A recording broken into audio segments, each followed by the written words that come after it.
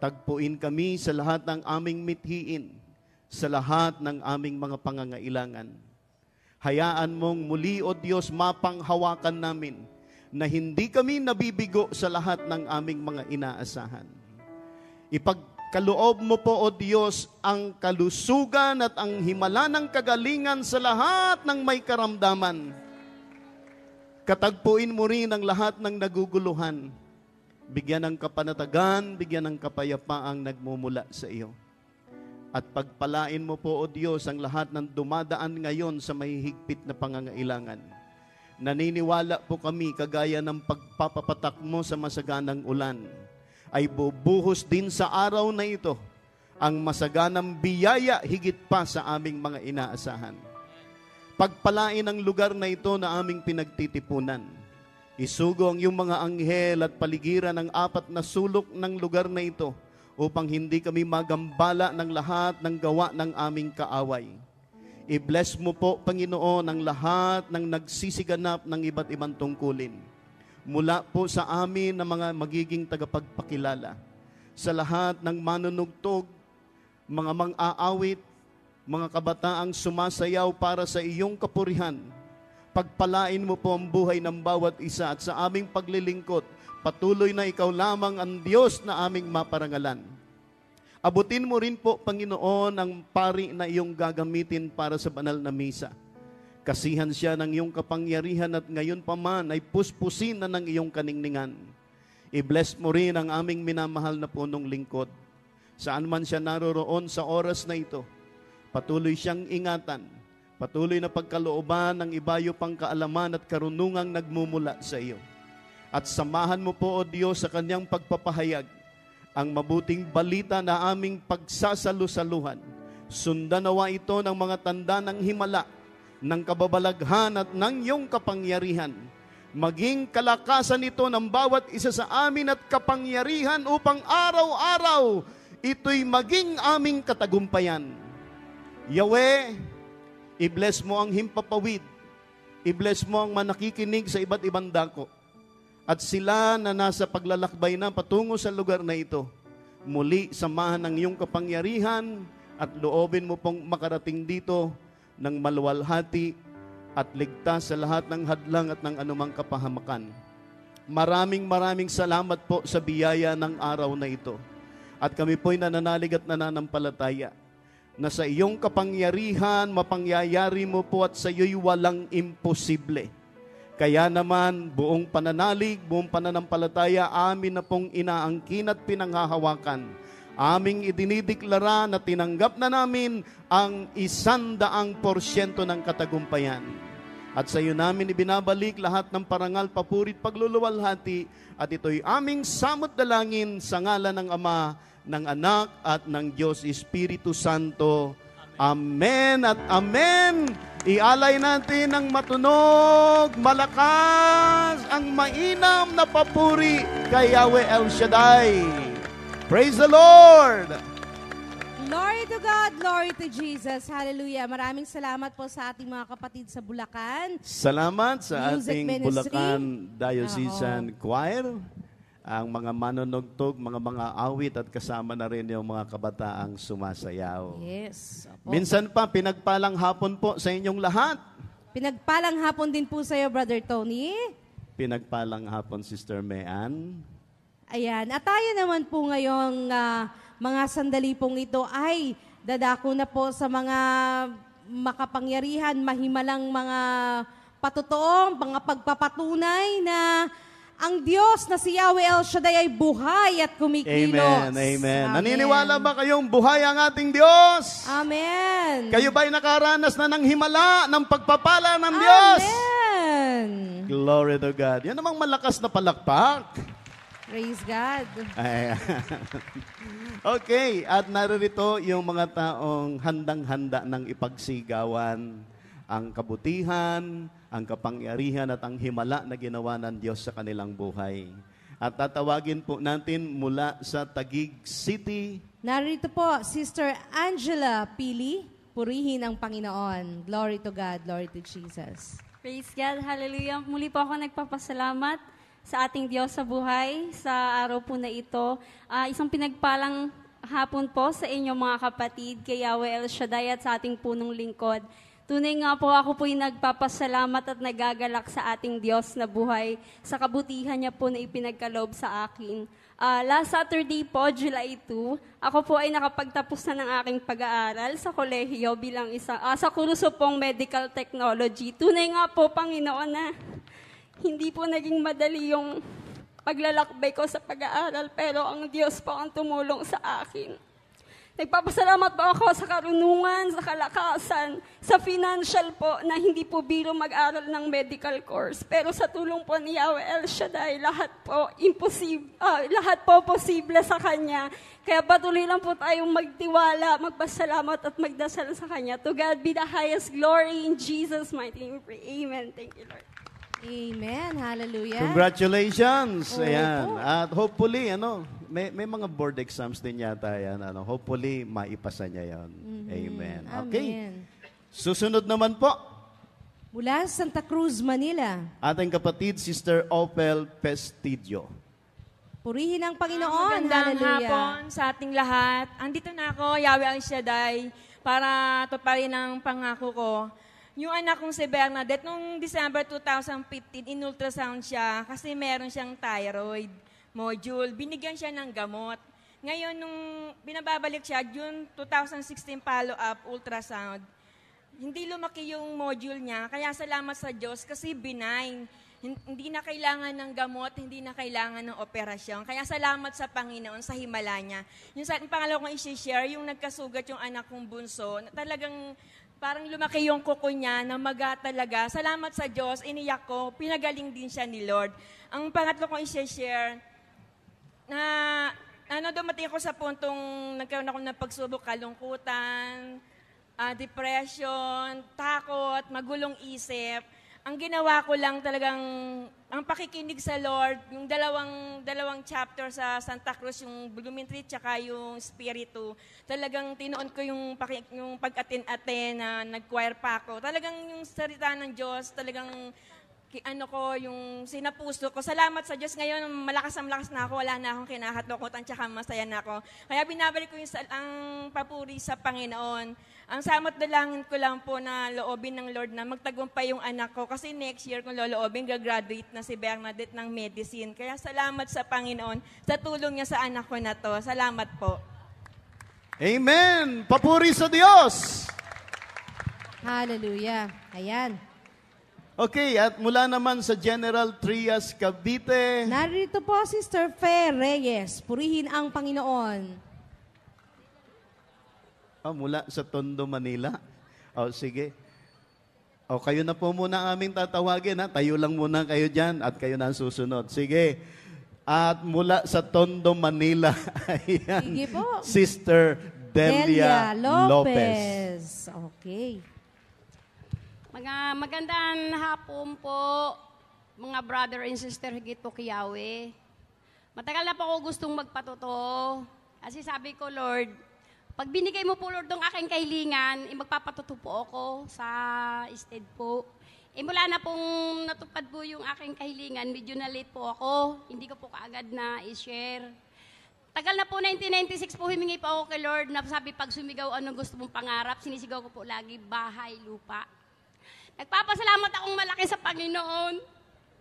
Ibinigay niya po ito masigit maganda pa sa likod po ng pagsubok na mabigat. Binigay pa rin niya pong kahilingan ko. Maraming pong salamat, Lord. I-share ko na po yung sinabi ko po sa inyo na i-share ko. Ito na po ako ngayon. Marami pong salamat sa lahat-lahat na ibinibigay mo na biyaya. Lord, ito po pong ang kamay ko, Lord. Matagal na pong may bukol po.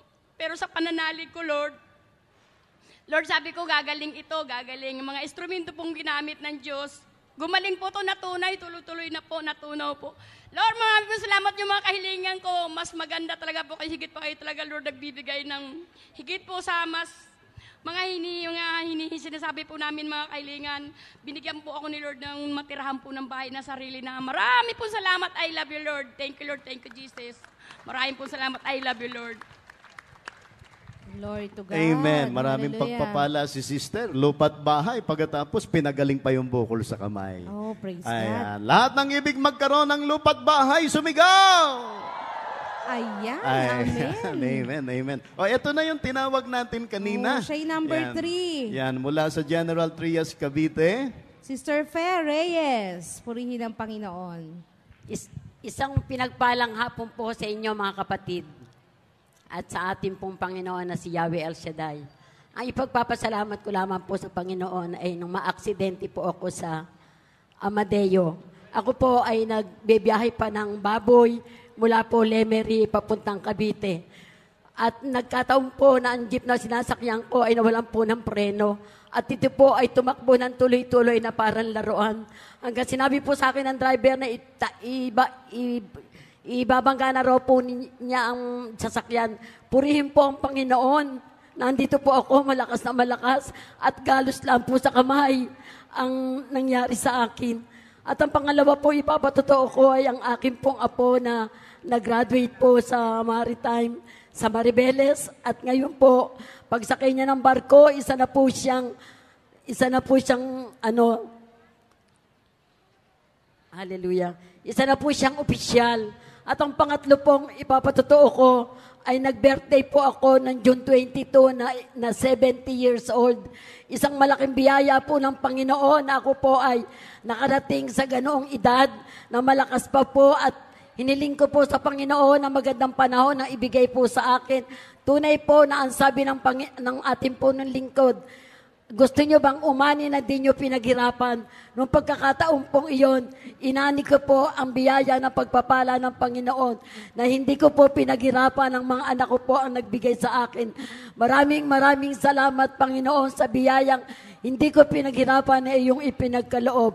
To God be the glory. Ang lahat po ng papuri ay sa Diyos. Amen and amen. Praise God. Hallelujah. Amen. Amen. Salamat sa biyaya ng Panginoon. Malakas ito. na malakas sa kabila ng kanyang aksidenteng, di ba? Muntik. Galos nga lang, galos. Oo. Nandun talagang pag-iingat ng Diyos. Okay, Amen. tawagin natin ang isa pang graduate ng medicine. Wow. Oo, graduate ito ng medicine. Mula sa San Jose del Monte, Bulacan. Sige nga po. Sister Alda, doktor. Alda nga ba o Aida? Alda. Yan. Alda. Kaya sabi ko graduate ng medicine Si sapagkat ang doktor. apelyido ay doktor. Purihin natin ang ating Panginoon.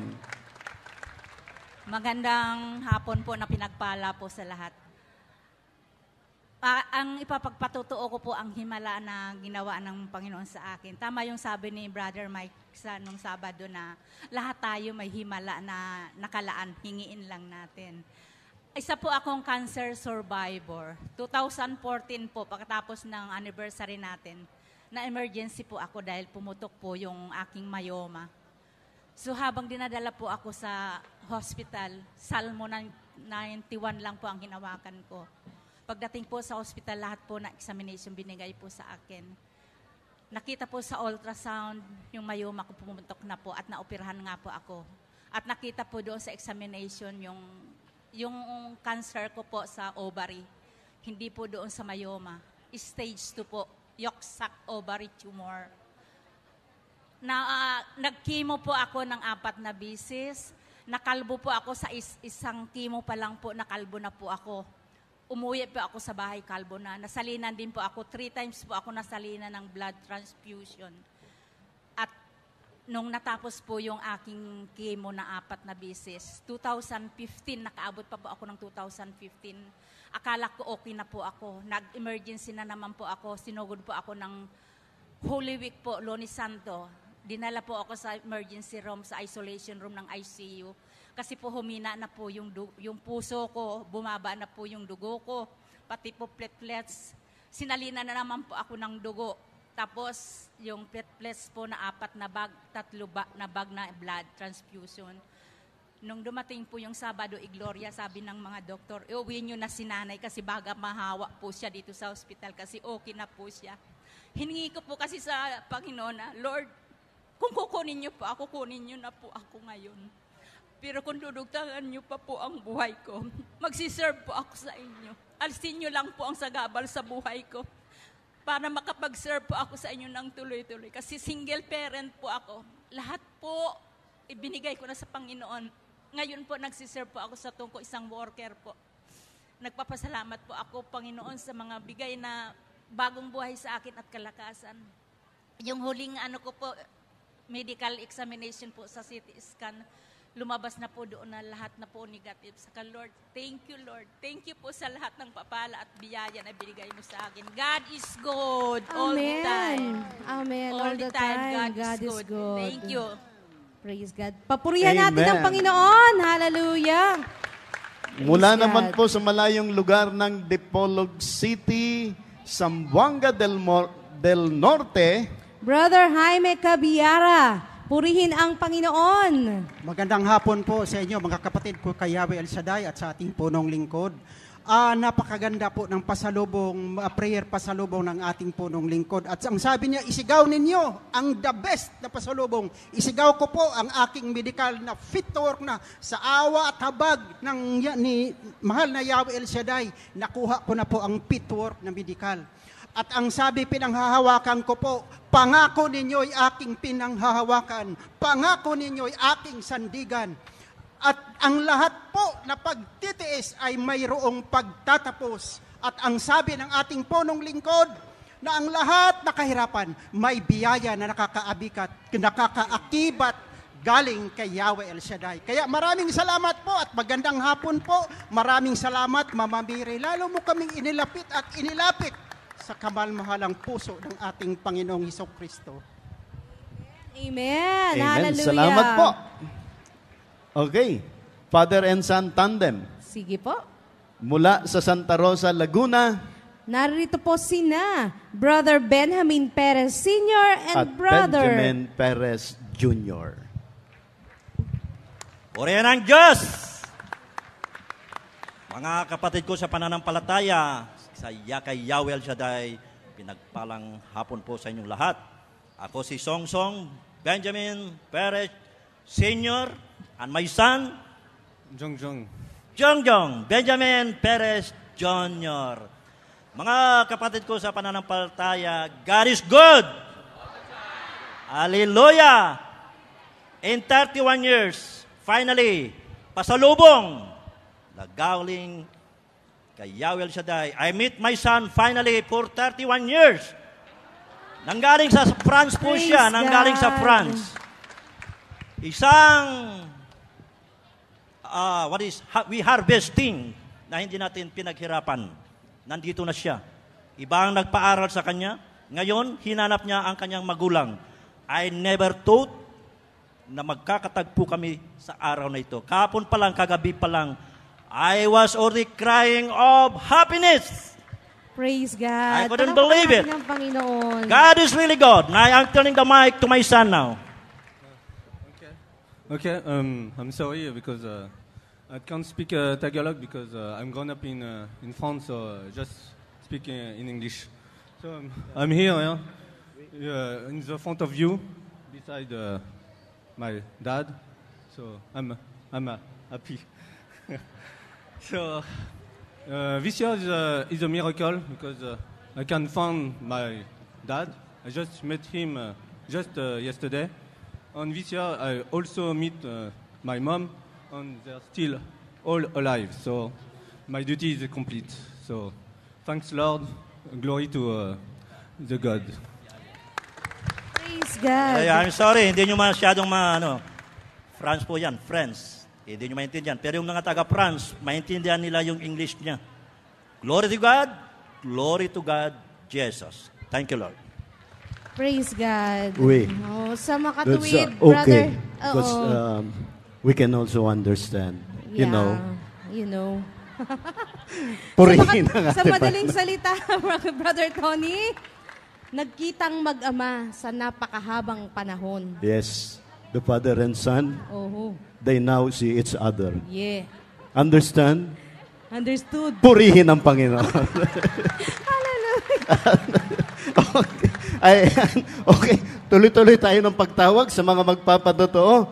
Mula naman sa Tondo, Manila, Nako, naririto po ang isang magbabahagi ng kanyang mga pagsubok sa buhay at kung paanong napagtagumpayan, Sister Celia Olano. Purihin ang Panginoon. Hallelujah. To God be the glory. God is good. Time. Amazing grace. Hindi ko po alam kung ano yung tamang words para maluwalhati ang ating mahal na Panginoong Yahweh El Shaddai. Kasi po may binibenta kaming property. Ang asking price po namin 20 million. Bagamat may kalumaan na po yung building na yon, talagang imposible po sa tao na mabibenta sa ganong halaga. At saka, yung mga nakausap po naming ahente, sinasabi po nila ma'am, binabarat po yung property nyo. Alam po namin yun kasi talagang luma na dahil may mga pinatira pong tenant doon na hindi naman marunong mag-alaga. Pero wala pong imposible sa Panginoon. Talaga pong sinugo niya yung buyer. Kasi ang prayer ko po, yung buyer hindi po matirkuloso sa papel. Kung yung marami pong hihingiin. Kaya isinugo po niya yung buyer na yon. Talaga po, siya po yung nagsabing presyo. Bagamat hindi po yung 20 million. Pero napakalaking halaga pa rin po yung itinawad niya. At sinagot pati po yung amilyar. Kaya sa Diyos po ang kalwalhatian. Wala pong imposible sa Panginoon. Maghintay lang tayo. Pasensya po talaga yung humingi. Habaan po natin ang ating pasensya. Hindi po tayo pwedeng magreklamo sa Panginoon. Puro prayer lang ako po. Rain or shine, nandito po ako. Kahit nag-iisa.